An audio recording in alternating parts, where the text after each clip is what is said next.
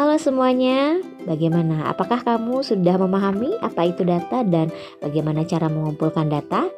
Nah, pada video kali ini kita akan belajar mengenai penyajian data, yaitu bagaimana menyajikan data dalam bentuk tabel, kemudian menyajikan data dalam bentuk diagram batang, dan juga bagaimana menyajikan data dalam bentuk diagram garis.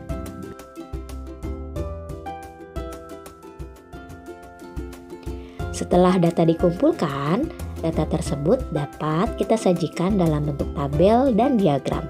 Sekarang, yuk kita belajar bagaimana cara menyajikan data.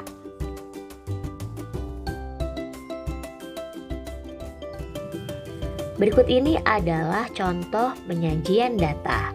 Di sini terdapat data hasil ulangan matematika siswa kelas 5 dari 32 siswa. Nah, jika kalian perhatikan di sini ada yang mendapat nilai 5, 6, 7, 8, 9 dan juga 10.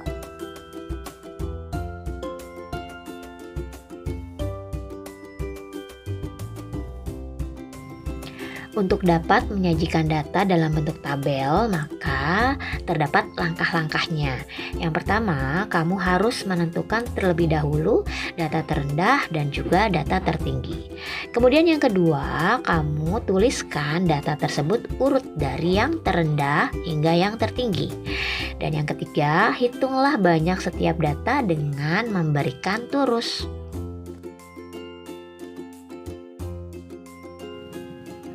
Mari kita mulai. Yang pertama, kamu perlu menentukan terlebih dahulu mana data terendah dan mana data tertinggi. Pada data tersebut, coba kamu perhatikan. Mana ya data terendahnya? Ya, data terendahnya adalah 5, sementara data tertingginya adalah 10.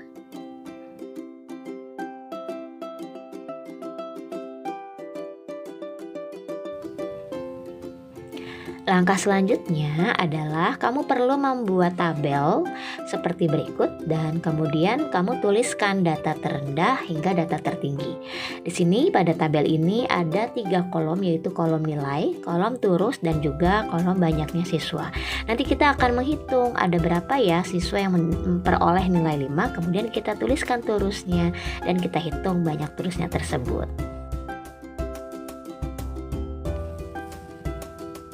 Nah, tabelnya sudah terisi semua turusnya. Jadi ketika kita menuliskan bahwa yang mendapat nilai 5 ada 2 orang, maka kita tulis garis 1, 2.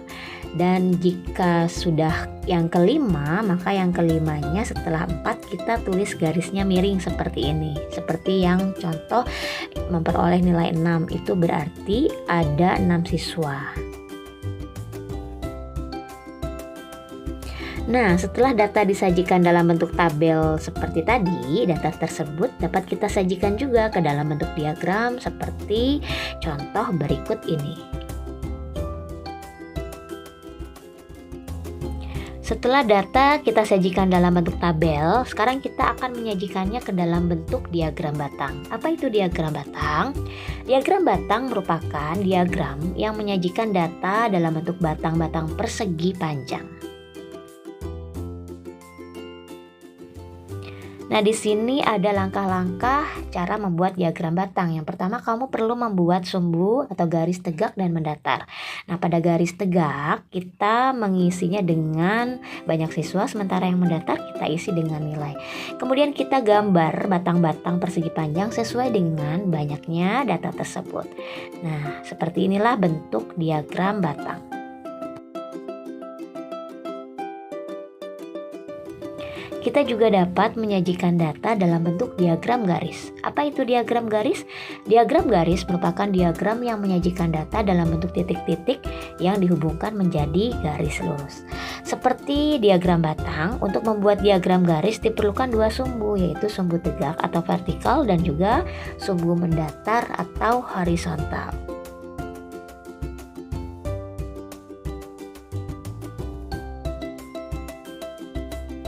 Untuk membuat diagram garis, langkah yang pertama sama seperti pada saat kamu membuat diagram batang, yaitu kita membuat atau menggambar garis tegak dan garis mendatar.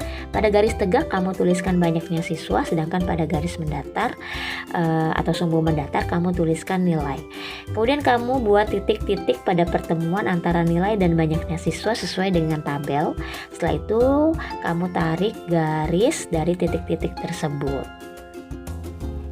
Nah anak-anak, pada pertemuan selanjutnya kita akan praktek menyajikan data dalam bentuk tabel, diagram batang, dan juga diagram garis. Maka catatlah bagian penting dari video materi ini, serta tuliskan hal-hal yang masih belum dapat kamu pahami untuk dapat kamu tanyakan pada pertemuan di dalam kelas bersama dengan Ibu Widi. Terima kasih, selamat belajar.